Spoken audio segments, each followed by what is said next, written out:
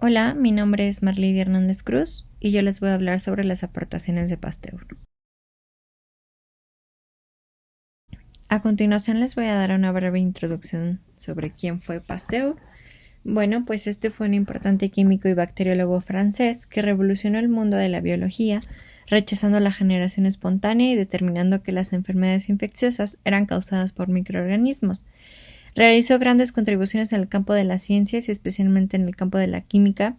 Estudió los procesos de fermentación y descubrió la pasteurización y desarrolló la vacuna contra la rabia, entre otros hallazgos que hablaremos más adelante. Para muchos, Pasteur fue además el padre de la microbiología. A continuación, les daré una muy breve biografía sobre Pasteur. Bueno, él nació el 27 de diciembre de 1822 en Francia, falleció el 28 de septiembre de 1895 también en Francia, y su infancia la transcurrió en una pequeña ciudad llamada Arbois. Pasteur pasó a la historia por sus grandes descubrimientos científicos en el campo de la química y de la microbiología, y bueno, además realizó importantes contribuciones en el terreno de las vacunas. A continuación les voy a describir las aportaciones de Pasteur por épocas. La primera va de 1847 a 1862. Bueno, como principal aportación, bueno, él estudia la actividad óptica, investiga el problema presentado por un físico alemán en donde se plantea una pregunta que dice que por qué dos sustancias químicas aparentemente idénticas, en este caso el ácido tartátrico y el paratartárico, poseen un efecto diferente sobre la luz polarizada. Bueno, Pasteur estudia estos ácidos y establece un paralelismo entre la forma externa de un cristal, su composición molecular y su acción sobre la luz polarizada. Los cristales disméricos desvían la luz polarizada, mientras que los cristales simétricos son incapaces. Y de esta manera, Pasteur formula la ley fundamental, que es la ley de la disimetría molecular.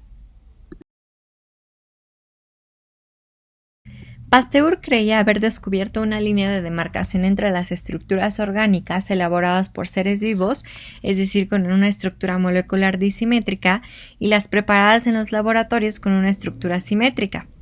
Pasteur llegó a la conclusión de que las moléculas orgánicas pueden existir en una o dos formas llamadas isómeros. Estas las llamó respectivamente formas levógiras y formas dextrógiras. Tales estudios han validado a Pasteur la consideración del fundador de la estereoquímica, que es la rama de la química que describe la estructura tridimensional de las moléculas. Hoy sabemos que su concepción era errónea, pero igualmente construiría el punto de partida para investigaciones de gran trascendencia. Uno de los estudiantes de Pasteur le informó sobre los problemas de la destilería de su padre, ya que frecuentemente se producía poco alcohol. Y pues bueno, Pasteur se fascinó por este problema y decidió abordarlo. La mayoría de los científicos contemporáneos de Pasteur creían que los procesos de fermentación eran espontáneos y se generaban por una serie de reacciones químicas catalizadas por fermentos, enzimas. Después Theodor Schwann había demostrado que para la fermentación del azúcar a alcohol se requería la acción de levaduras vivas. Pasteur, después de encontrar en la fermentación alcohólica una sustancia ópticamente activa, que en este caso es el alcohol amílico, no dudó del origen microbiano de este proceso, postulando que cada tipo de fermentación, ya sea láctica, alcohólica, acética o butírica, era provocada por microorganismos vivos y que su eliminación detenía el proceso fermentativo.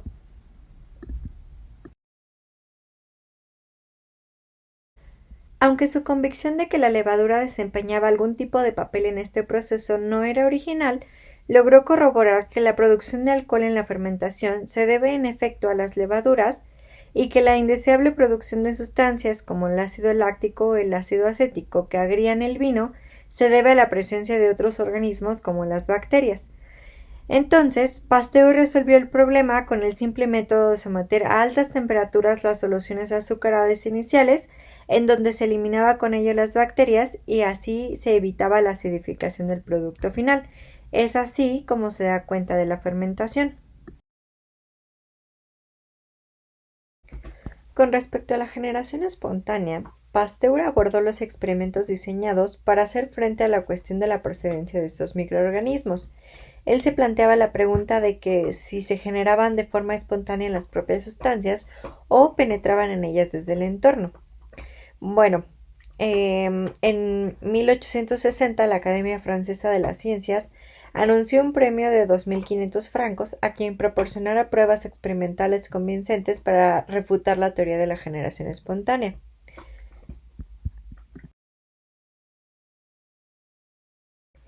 Pasteur ganó el premio en 1862, comprobando que la teoría de la generación espontánea era errónea. Esto lo hizo por medio de una serie de experimentos en donde expuso un caldo recién hervido al aire, pero este caldo tenía filtros, para que no pasara nada más que el aire limpio, y pues nada creció en este caldo. Si no se ponían los filtros, los microorganismos crecían en el caldo. Diseñó matraces en cuello de cisne para evitar la contaminación de los medios de cultivo y repitió los experimentos. Finalmente, la Academia de Ciencias aceptó oficialmente sus resultados y en 1864 dieron un gran impulso a la mejora de las técnicas experimentales en el campo de la microbiología. En cuanto al descubrimiento de los microorganismos anaerobios, Pasteur siguió trabajando en las fermentaciones, descubriendo que algunos agentes productores como el vibrión butírico o las levaduras podían crecer en presencia o ausencia de aire. Describía que había diferentes tipos de microorganismos en base a su dependencia con el oxígeno, y de ahí es que describe los aerobios, los anaerobios facultativos y los anaerobios. Ahora vamos con la segunda época, que va de 1863 a 1877. Comenzaré hablando de la pasteurización. Científicos creían que en la fermentación de los alimentos no estaba presente la acción de organismos vivos, sino que se trataba de un proceso puramente químico. Pasteur, utilizando un microscopio, describió que los organismos intervenían en este proceso y que era posible eliminarlos e inhibir su acción. El método de Pasteur consistió en calentar el medio hasta determinada temperatura entre 60 y 100 grados durante un tiempo breve, lo cual inactivaba a los microorganismos que estropeaban los alimentos. Este procedimiento, que recibió el nombre de pasteurización en 1863, fue rechazado en un principio, pero posteriormente fue aprobado y hoy en día es el proceso a través del cual se asegura la calidad de muchos de los productos alimenticios. Posteriormente, Pasteur aplicaría este mismo sistema al ámbito de la conservación de los alimentos. Lo aplicó calentando la leche a alta temperatura antes de embotellarla y así descubrió que se destruían las bacterias patógenas que pueden contener y impide su fermentación sin alterar su estructura ni sus componentes. Así es como esto favoreció el crecimiento de la industria agroalimentaria. Pasteur también realizó investigaciones sobre enfermedades de los gusanos de seda. La enorme producción de seda del país se había visto muy afectada porque una enfermedad del gusano de seda, conocida como pebrina, había alcanzado proporciones epidémicas. Pasteur demostró que la pebrina no solo era contagiosa, sino también hereditaria. Es así como llegó a la conclusión de que la causa de la enfermedad solo sobrevivía en los huevos enfermos vivos. Por tanto, la solución era la selección de huevos libres de enfermedad. Gracias a la adopción de este método, la industria de la seda se salvó de este desastre. Y al contrario de lo que se pensaba, que los gusanos de seda padecían una exclusiva enfermedad, Pasteur estudió y describió otra enfermedad diferente a la pebrina, que hoy se conoce que es una enfermedad vírica provocada por un virus que es perteneciente a la familia Flaviridae. Y bueno, de este modo fue corroborando su intuición de que muchas enfermedades eran debidas a infecciones de microorganismos patógenos y se encontraba ya en situación de enunciar los principios de la patología microbiana. En cuanto a la teoría microbiana de las enfermedades, los trabajos de Pasteur sobre la fermentación y la generación espontánea tuvieron importantes consecuencias para la microbiología clínica, ya que Pasteur opinaba que el origen y la evolución de las enfermedades eran análogos a los procesos de fermentación. Es decir, consideraba que la enfermedad surge por el ataque de gérmenes procedentes del exterior del organismo, del mismo modo que los microorganismos no deseados invaden la leche y causan su fermentación.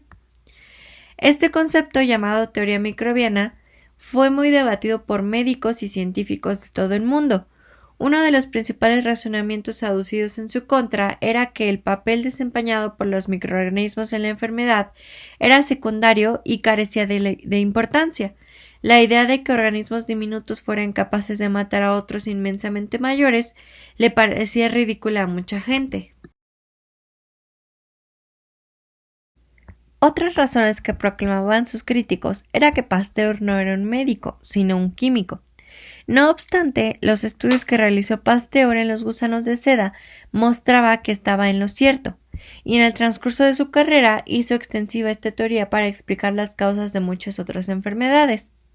Pasteur recomendaba, para eliminar los microorganismos causantes de la enfermedad, la filtración, la exposición al calor o el tratamiento con sustancias químicas. Fue entonces que Joseph Lister leyó del trabajo de Pasteur y en 1867 implementó sus métodos antisépticos en la cirugía, esterilizando el instrumental quirúrgico y limpiando las heridas con ácido carbólico. Estas innovaciones bajaron drásticamente las infecciones y muertes postoperatorias. En esta tercera época, Pasteur estudió y descubrió las siguientes enfermedades: los estafilococos como agentes causales de los forúnculos y de la osteomielitis, los estreptococos implicados en las fiebres puerperales y a los neumococos. Desde 1879 su preocupación fue buscar soluciones a los ganaderos con dos grandes enfermedades, el cólera aviar y el antrax del ganado. Por la década de los 70 del siglo XIX tuvo gran resonancia en el este de Francia un método de curación del carbunco, implantada por un veterinario llamado el Dr. Loubrier. Los políticos querían que Pasteur validara este método de curación del veterinario y lo mandaron llamar. A continuación les voy a hacer un breve relato de cómo es que Pasteur ayudó a este veterinario. A continuación, Pasteur dijo a Loubrier: hagamos un experimento. No hay más que un medio, doctor Loubrier, de saber si es o no su tratamiento el que la salva.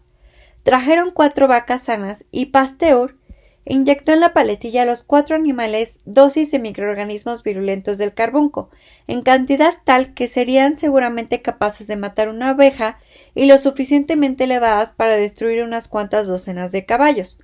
Cuando al día siguiente volvieron, todas las vacas presentaban grandes hinchazones en las paletillas, tenían fiebre y respiraban fatigosamente, siendo evidente que se encontraban en bastante mal estado.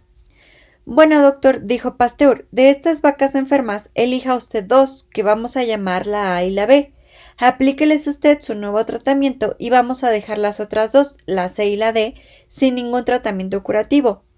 Loubrier eligió la A y la B, pero el resultado fue terrible, porque una de las sometidas al tratamiento se mejoró, pero la otra murió, y una de las que no había sido tratada también murió, pero la otra se recuperó. Aún este mismo experimento podía habernos engañado, doctor Loubrier, dijo Pasteur, porque si hubiera usted sometido a tratamiento a las vacas A y D en lugar a las A y B, todos hubiéramos creído que realmente había usted descubierto un remedio soberano contra el carbunco. Quedaban disponibles 2 vacas para ulteriores experimentos. Animales que habían tenido un fuerte ataque de carbunco, pero que habían salido adelante. ¿Qué hacer con esas vacas?, se preguntaba Pasteur. Podía ensayar a inyectarlas a unas dosis más altas de bacilos de carbunco. Pasteur procedió a inyectar en la paletilla 100 gotas del mismo a las 2 vacas repuestas del ataque de carbunco.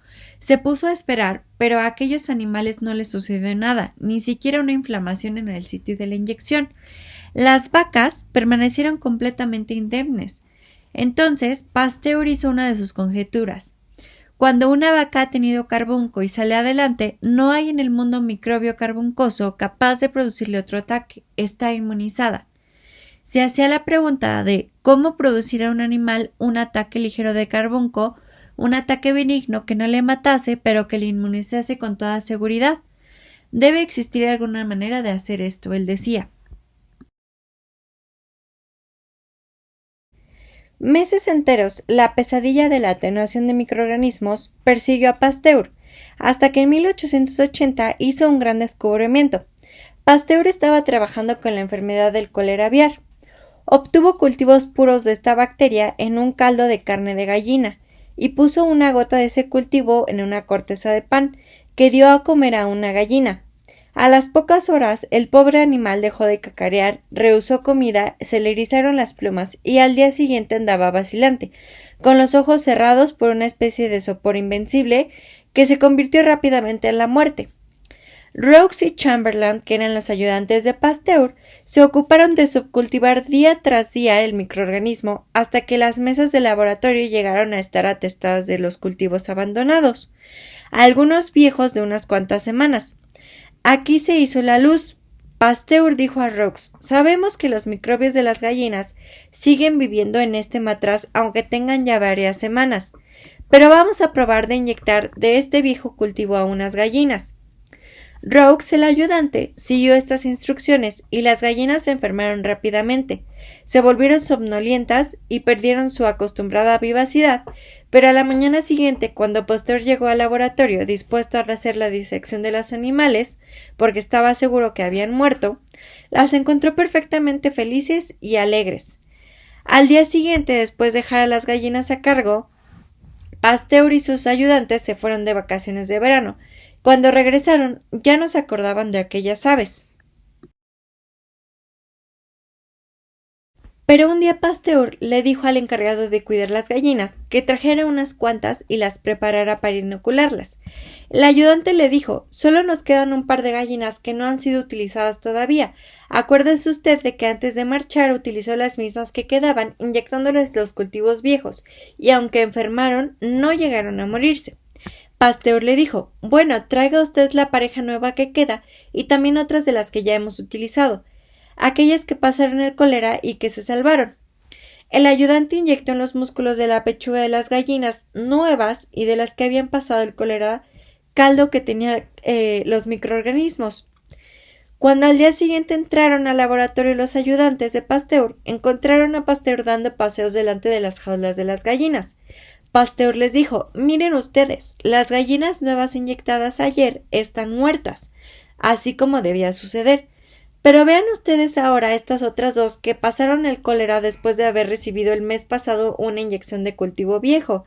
Ayer les inyectamos la misma dosis mortífera y la han soportado perfectamente. Están alegres, están comiendo. Entonces Pasteur dijo: ya está todo aclarado. Ya encontraré la manera de conseguir que un animal enferme ligeramente, tan ligeramente que le sea posible reponerse. Todo lo que tenemos que hacer es dejar envejecer en los matraces los cultivos virulentos en vez de transportarlos a diario a otros nuevos animales. Cuando los microorganismos envejecen, se vuelven menos feroces, hacen enfermar a las gallinas, pero solo levemente, y al curarse, éstas pueden entonces soportar todos los microbios del mundo, por virulentos que sean. Lo que he hallado es una vacuna mucho más segura. Vamos a aplicar también este procedimiento al carbunco, a todas las enfermedades infecciosas, dijo Pasteur. El anthrax era una enfermedad grave para los humanos y podía arrasar con poblaciones enteras de animales de granja. Fue cultivada y descrita por Robert Koch. Posteriormente, Pasteur procedió a atenuar cultivos de Bacillus anthracis mediante calentamiento a 43 grados centígrados y oxigenación, y al fin tomó la decisión de jugársela. Dijo: voy a vacunar 24 ovejas, una cabra y varias vacas. Otras tantas ovejas, una cabra y varias vacas quedarán sin vacunar, y después, en el momento preciso, voy a inyectar a todos estos animales los microbios de carbunco más virulentos que dispongo. Los animales vacunados quedarán perfectamente protegidos, pero los no vacunados morirán seguramente a los 2 días. Todas las 48 ovejas, las 2 cabras y las varias vacas vacunadas y no vacunadas recibieron una dosis seguramente mortal de virulentos microorganismos de carbunco. Después de unas cuantas horas, ni una sola de las 24 ovejas vacunadas tenía fiebre. Comían y triscaban como si hubieran vivido a miles de kilómetros del bacilo del carbunco, pero en cambio los 22 animales de los no vacunados habían muerto y a los otros 2 poco les faltaba. Fue entonces que Pasteur anunció que había descubierto una vacuna contra el carbunco, ya que fue capaz de inmunizar a 31 animales. En 1885, Pasteur concentró su atención en la rabia. Tras experimentar con la saliva de animales afectados por la enfermedad, llegó a la conclusión de que la enfermedad residía en los centros nerviosos. Inyectando un extracto de la médula espinal de un perro rabioso a animales sanos, se daba cuenta que estos mostraban síntomas de rabia. Estudiando los tejidos de animales infectados, sobre todo de conejos, Pasteur encontró un método seguro para tener el virus: inocular la enfermedad en conejos y, tras su muerte, someter a desecación las médulas de los conejos, de las que podían obtenerse extractos cada vez menos virulentos a medida que avanzaba el tiempo de desecación. Había desarrollado una forma atenuada del agente causal que podía emplearse en vacunaciones. Pasteur había ensayado esa vacuna en perros, pero le preocupaba hacerlo ahora en humanos. En julio de 1885 se le presentó a Pasteur el caso de Joseph Meister, que era un pastor de 9 años que había sido atacado por un perro rabioso en una aldea de Francia. El médico del niño decidió enviarlo a París para que lo examinara a Pasteur. Ese día, Pasteur le inyectó a Joseph líquido cefalorraquídeo tomado de la médula espinal de un conejo que había muerto de rabia 15 días antes. Joseph fue llevado a un alojamiento y se inició una prolongada y angustiosa espera. Cada día se le administraba una inyección más potente al niño. Pasado un tiempo, Pasteur se enteró de que el niño se había recuperado por completo. Después de esto, durante los 18 meses siguientes, unas 2.500 personas fueron curadas por Pasteur con el mismo tratamiento tras haber sido mordidas por animales rabiosos, sobreviviendo todas menos 10. Y por último, tenemos la erradicación de la difteria, uno de los primeros éxitos del Instituto Pasteur, pero el último de su creador fue la lucha contra la difteria, una gran amenaza para la infancia. Dos de los primeros científicos que Pasteur contrató fueron sus antiguos ayudantes, que eran Roux y Yersin, quienes identificaron que la difteria causaba la enfermedad por medio de la síntesis de toxinas. Ese trabajo fue clave para encontrar un tratamiento y eventualmente encontraron una vacuna. Estos fueron todos los aportes de Pasteur a la ciencia y a la medicina. Muchas gracias por escucharme y espero les haya ayudado.